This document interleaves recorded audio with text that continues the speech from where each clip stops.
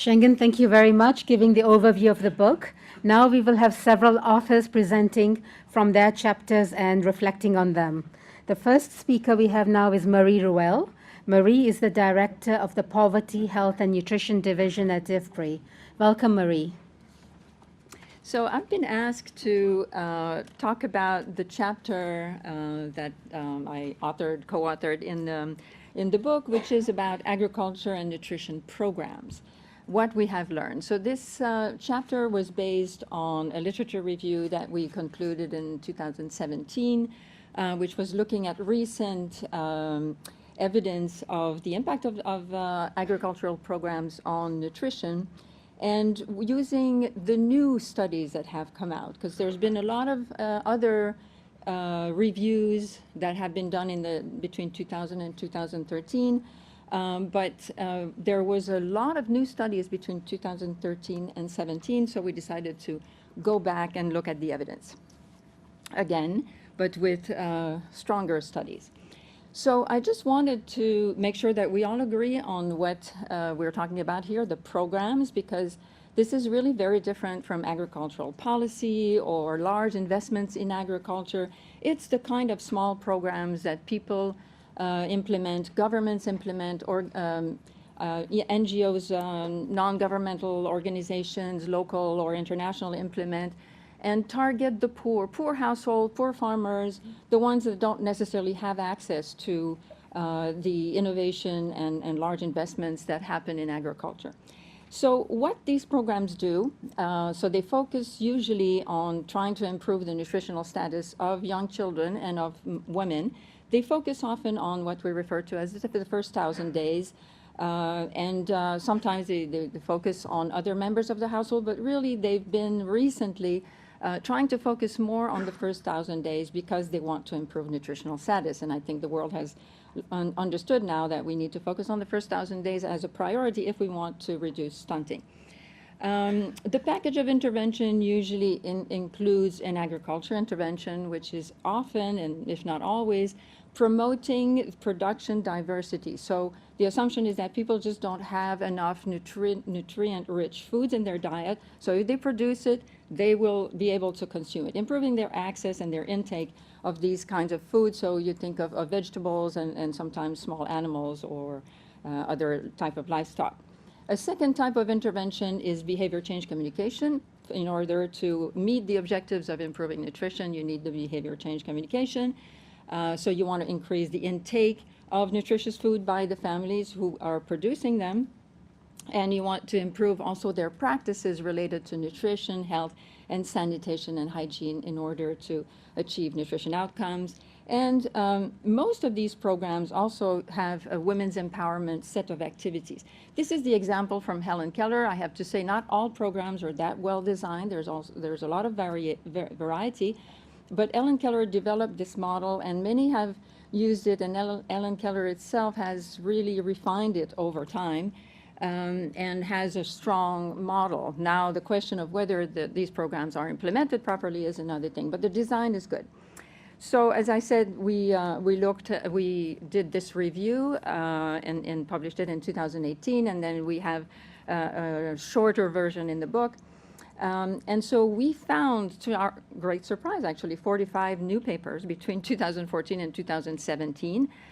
17 were from impact evaluations. And the hidden part, the 28 from association studies, I will not talk about today, but that's a lot of studies on looking at associations between different agriculture practices and nutrition outcomes. In the 17 evaluation studies, there were different types, as I said. Some were biofortification specific, others were the homestead food production, home garden that I explained, for which I explained the model. Some had livestock, and one was value chain and one was irrigation. So what are the results? Well, we find that certainly nutrition-sensitive agriculture programs work. They do improve a lot of things, especially now, the new wave of studies that we reviewed were all programs that were a lot more thoughtful about whether or not they wanted to improve nutrition and how. So I think we had impacts before in terms of making sure that programs are not just implemented as agriculture program and they expect a miracle impact on nutrition. No, now the programs were thought through, well designed, well targeted if they wanted impacts on stunting, well implemented, then yes or no. We don't really have all the information about how they were implemented, but they were definitely better evaluated than the programs that had been reviewed in previous reviews in the 2000 decade. So the evaluations were more rigorous. They were using many more outcomes. They were looking at outcomes along the pathways of impact to nutrition. And so there's a lot more information. So the findings are that indeed these programs have an impact on household level food security, on access as intended, on access to more nutritious food and better diets. There's demonstrated impact on diet diversity of mothers and children. When it was looked at, it was usually statistically significant. There are impacts on micronutrient intakes through more nutritious food being available and accessible. Impacts on sometimes micronutrient status. Not everybody looked at that. This is more invasive. You need to have some blood tests done for that. There were also impacts on knowledge and practices following the behavior change communication interventions. And all of these things were much stronger. The impacts were much stronger when you saw the best programs that had the behavior change communication intervention, that had the women targeting women and also having actions to empower women, but also when they had a WASH component, a water and sanitation and hygiene component, and when they offered micronutrient fortified products using the agriculture intervention as a platform to distribute those to either the children or the mothers. So you can see all that it takes to improve nutrition, as Shenggen mentioned, the multisectorality of improving nutrition and especially stunting nutrition in young children.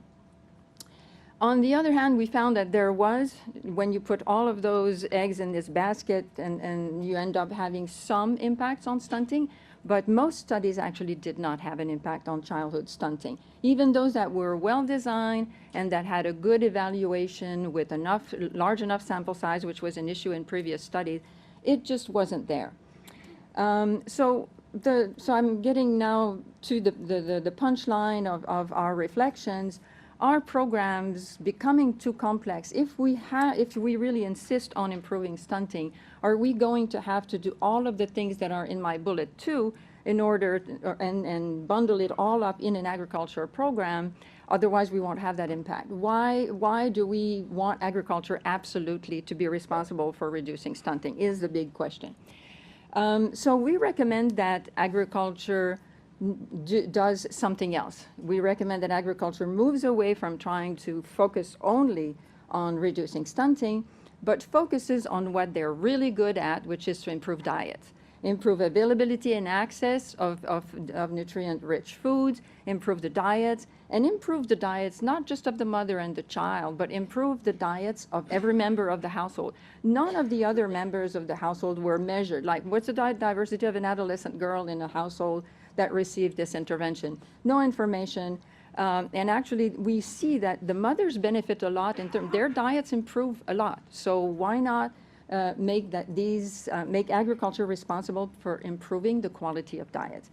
The other point that we saw from both the association studies and the intervention studies was the fact that each program had to take into consideration the context in which it was implemented. There is a lot of diversity in context, and the impact, therefore, will depend on the gender issues that are in a certain environment, on the market availability. And so this is another important conclusion from us, the importance of considering context when you design these programs. Thank you.